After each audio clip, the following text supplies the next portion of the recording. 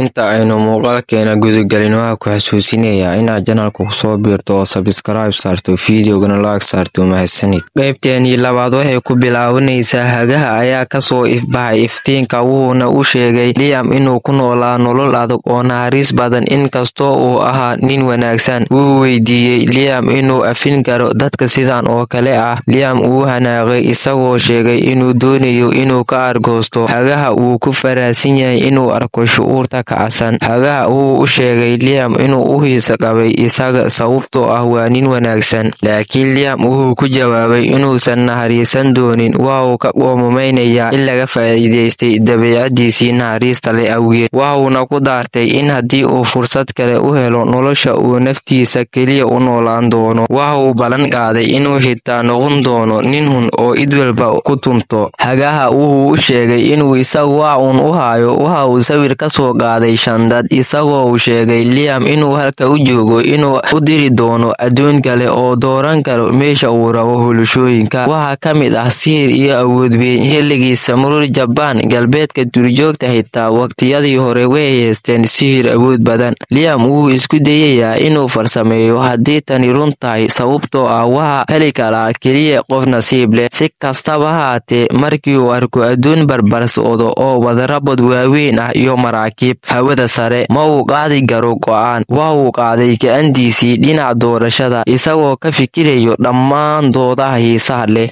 ee ku saabsan meesha uu dooran lahaa. Hagaha ayaa u sheegay inuu sameeyo doorasho wanaagsan sababtoo ah adduunkan waxa uu leeyahay tiknoolajiyad horumarsan iyo sihir labadoodaba.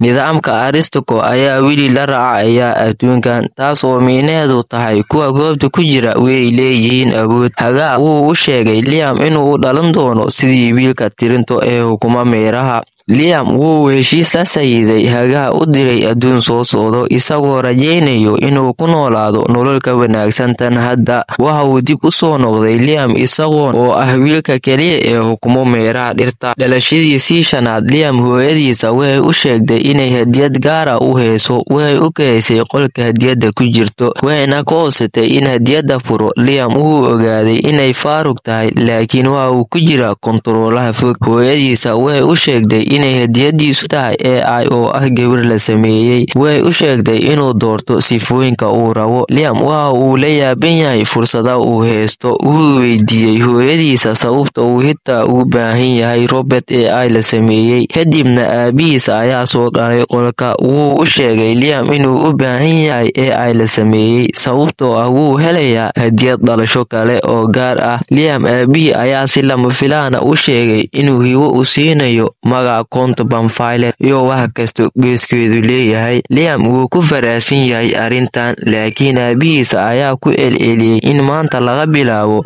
uu madaxa qoyska u yahay uuna maamuli karo meeraha si kasta oo uu jecel yahay. Si kastaba ha ahaatee, aabihiisa ayaa haysto codsi ku beddelasha hadiyad ah. Waxa uu sharaxayaa inuu isagiyo haaskiisa ay doonayaan inay ka fariistaan shaqada oo ay ku noolaadaan meeraha caasimada Temporal iyo beddelka xukunka meeraha. Liam waa inuu soo diraa bil ah. Liam ayaa dhammaantood heshiis kula jira. Heshiiskan sababtoo ah way siinayaan hurriyad. Aabihiisa waxa uu gandaraas uga yeerayaa Brian. Liam ayaa saxiixay gandaraaskaas oo noqday madaxda guriga. Waalidkiisuna waxay isla markiiba u carareen caasimada iyagoo u sheegaya in gabadh AI ay ilaalin doonto isaga hadda kadib. Liam ayaa weli dhibaato ka haysata nolosha inkastoo uu helay awood, maal iyo saameyn isagoo 5 jir ah. Noloshan waxa uu ku dhaartay in markaan uu noqon doono nin xun oo dadka kale oo naftiisa ku maaweeliya. Waxa uu u mahadceliyey hagaha isagoo aan ogeyn in hagaha aan weligiisa qorsheynaynin inuu caawiyo isaga. Hagaha waxa uu la socdaa naxariista Liam isagoo ku jeesjeeshaya noloshiisu naxariista leh.